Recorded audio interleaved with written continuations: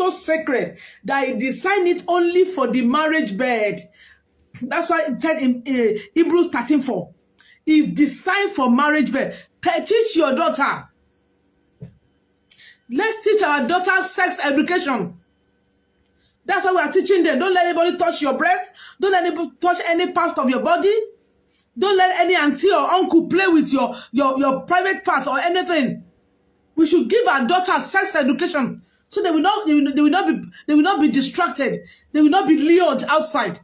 When children are equipped with the truth, no lies will have effect on their lives because they will know the truth. Are you getting what I'm saying? Today is no longer a shameful thing. They will want you to believe that what they are doing is right. Is a holy thing. It's a thing of beauty. It's a thing of glory to say you are a virgin. Look at those young girls. Look at the girl that married Moses Bliss. She's a lawyer. So you are surrounded with cloud of witnesses. Don't tell me, they are telling me that I'm out of this world. I'm telling you, you are the one that is doing the real thing. You are on the Lord's side. Teach your daughters that virginity is a virtue. Don't let the world teach us the other way around. I remember one of my sons, his mates were telling him sometimes so many years back. So he came back home and tell, Mommy, in my class today, they were talking about virginity. And they were saying that, how can you be an adult and still a virgin? I said, go back and tell them that in the beginning, it was not so. Virginity is a pride of any child. Virginity is a pride of a young lady to get married. Are you getting what I'm saying? So don't listen to the world. That's why I'm saying the church must teach all these things. Let's gather our daughters. Let's polish them as palace pillars. Let them know that what the world is doing is wrong.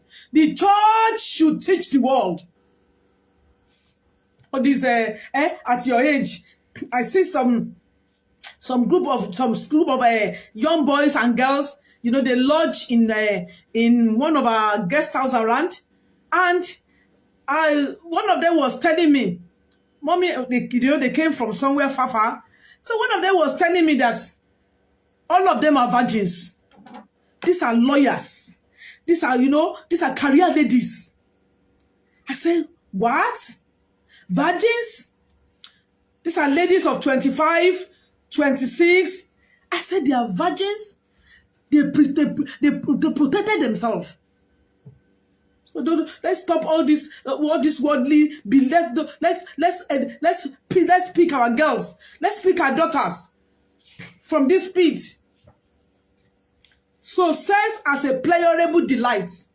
God designed it within marriage. Tell your daughter, say that keeping yourself as a virgin, keeping yourself for the man that will get married to you is part of your certificate. It's a good certificate. It's an honor. That be telling everybody a young girl. He has not finished secondary school. She's just going to be promoted to SS3. In fact, I was crying last week. A young girl. She has not finished secondary school. She has aborted 21 times. You didn't hear me well. 21 times. Secondary and on not university girl. I felt the mother in me. I felt so bad. I cried in my spirit. I said, when is our church going to rise up? And this is a church girl, and the mother did not know. So what are we talking about? Shouldn't talk about it. She has not finished secondary school. She has not written WAEC. She's going to be promoted to SS3, and she has aborted 21 times. That means she has been aborting since primary school days. We have a great work to do, pastors. instead of fighting ourselves and fighting on churches. Let's go to where there's a song in those days. It said, go where the sinners are.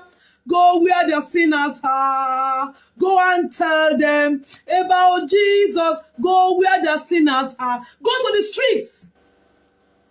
Let's go back to evangelism. Let's go back to where we began. I remember in 80s, all of us, young girls, it's compulsory. Every weekend, Saturdays, we go on evangelism. But it's no longer common in our churches today. We're enjoying pleasure, comfort. The Lord will revive our churches. We are losing a lot. Ed is gaining a lot of these girls. Let's rise up.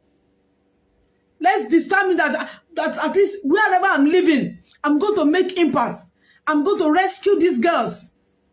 That's a ministry. You don't need to be a reverend. You don't need to be a pastor. You don't need to be a prophet to do evangelism.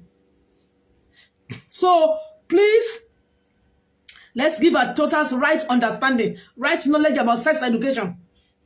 Pleasure itself is not sinful in marriage.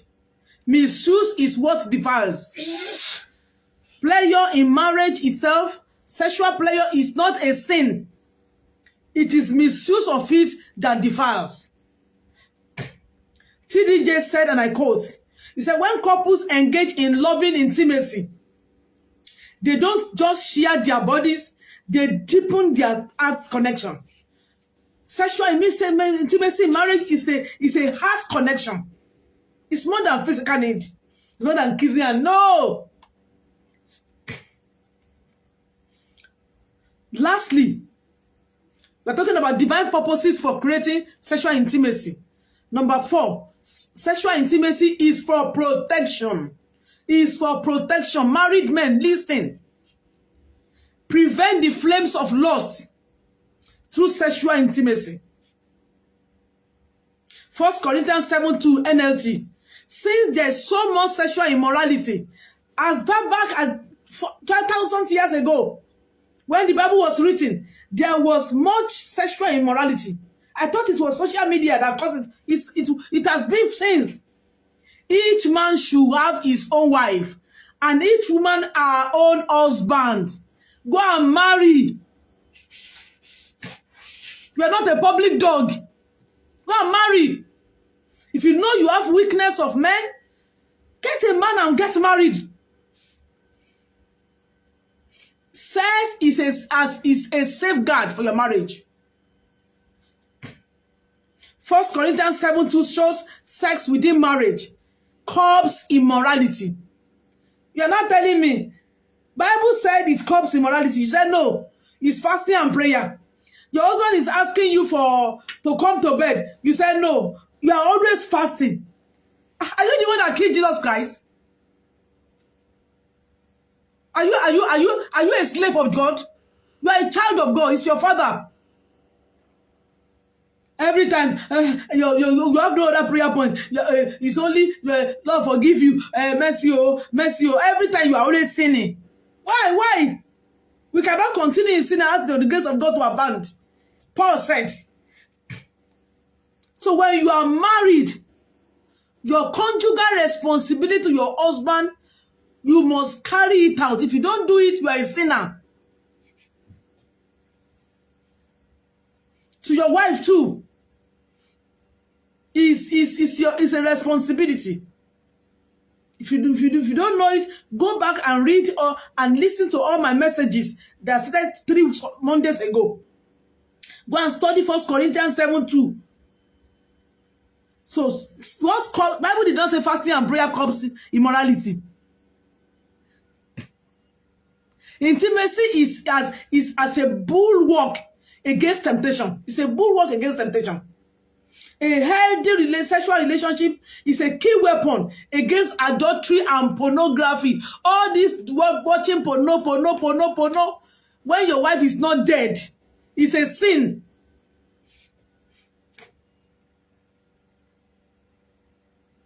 Pornography is a sin.